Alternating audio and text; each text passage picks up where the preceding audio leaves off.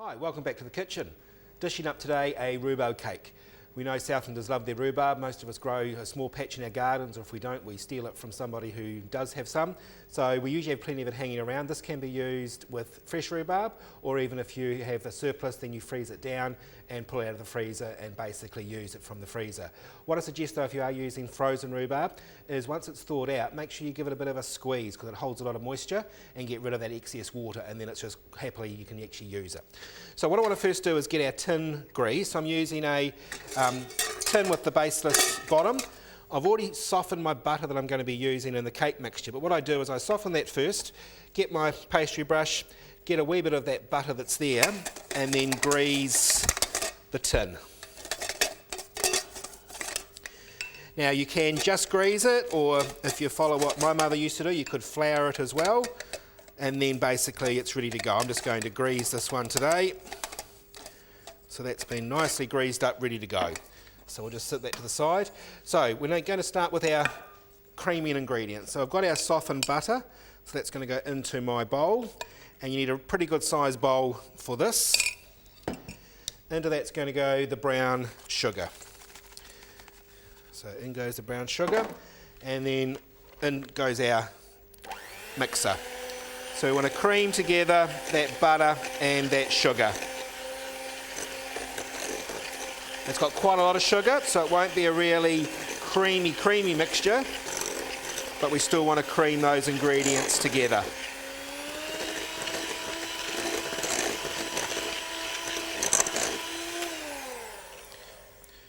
You need to, of course, give your bowl a scrape down, because we are using a large quantity of ingredients.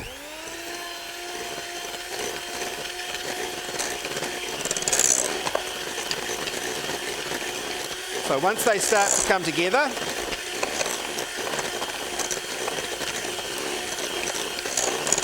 they're going to change colour, they're going to go lighter in colour, and that's what we want to look for.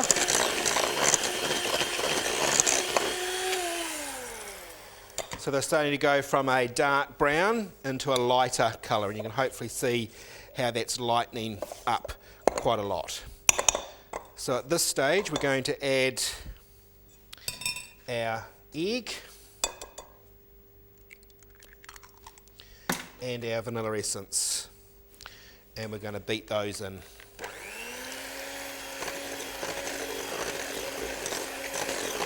And that will thicken up the mixture.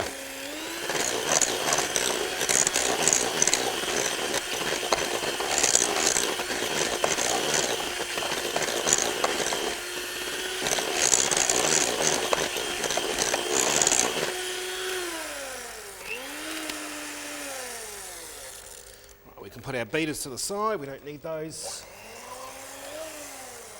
anymore. I need to prepare some lemon juice. So what I'm doing is just going to need a tablespoon of fresh lemon juice, which I'm just going to squeeze.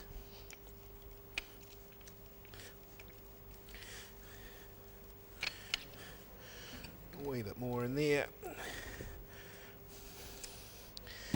And that's going to go into my milk, which I've already got pre-measured here, which is a liquid ingredient we're going to add to our cake. So I've already got my rhubarb prepared, just diced up, ready to go. This was some frozen rhubarb that I had a big quantity that I was given, so I just froze it down, and then I've just chopped it into smaller pieces, and as I said, I've wrung out any of that extra moisture.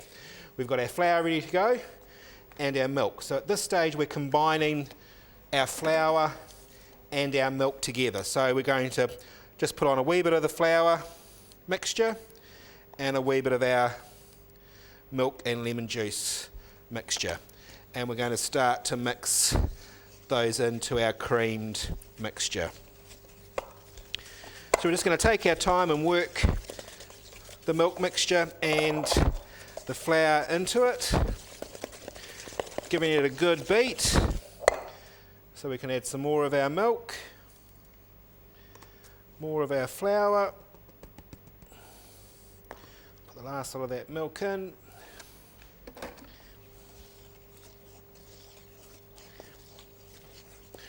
So we're making a nice cake batter that's going to hold our rhubarb. put the last of our flour in.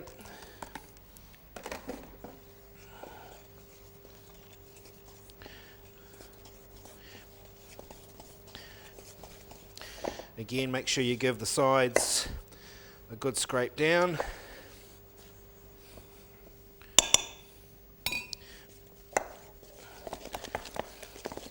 So I'm going to beat that last lot of flour in. And then we're going to fold in our chopped rhubarb. There's about 2 cups in there.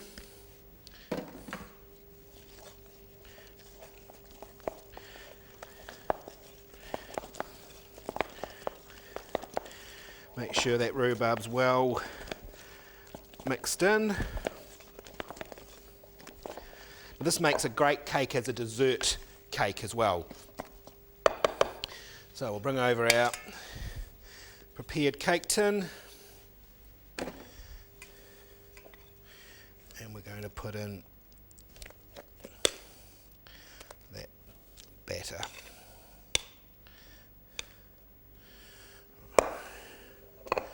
You might want to leave a wee bit of mixture in the bowl. There's bound to be some young ones around or some big kids around.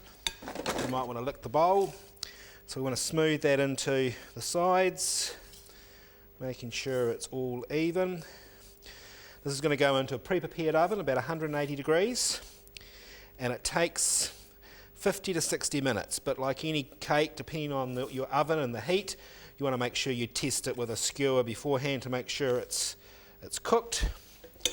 Now the exciting thing about this cake is we actually finish it with a nice little topping. So in here I've got some finely, or I shouldn't say finely, roughly chopped pistachio nuts.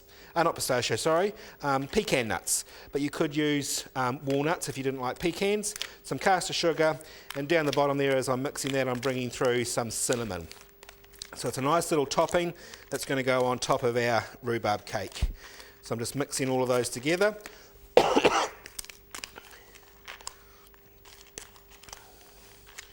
Making sure all those 3 ingredients are incorporated, and then it's just a matter of going over the cake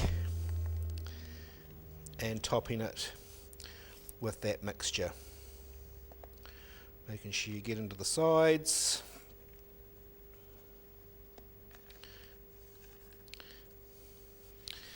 And then that's going to go into the oven.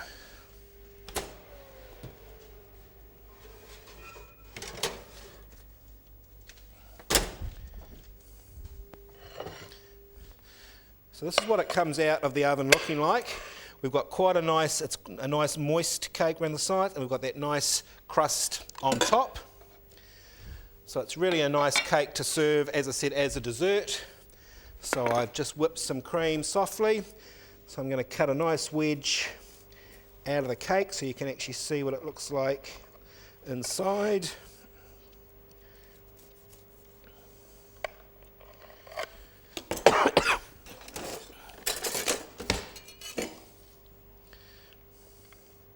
So you can hopefully see that. We've got nice moist in there. We can see the nice chunks of rhubarb.